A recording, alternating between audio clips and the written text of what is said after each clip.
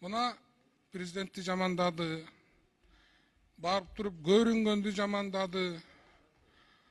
Барын жамандап туруп, анан бүгүн мына пара менен кармалды. Барып шантаж кылып атат бир блогер.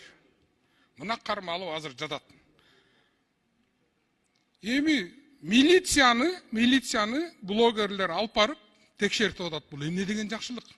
Бир блогер чыгып алып, аш атып сөгүп атат кыргызды. Кандай кылабыз муну? Бул эмне кылабыз муну? Муну бир иретке келтирбейлиби мамлекеттик бийлик? Бул өлкөдө мамлекет барбы? Өкмөт менен жогорку кеңеш ушу массалык маалымат каражаттары менен блогерлерди, ээн баштарды, ичи арамдарды мындай бөлүп бир тартипке келтиришибиз керек да. Болбосо эмне деген гана сөздөрдү айтпайт, чыдап атабыз баарыначы. Убакыт келди, иретке салышыбыз керек. Рахмат.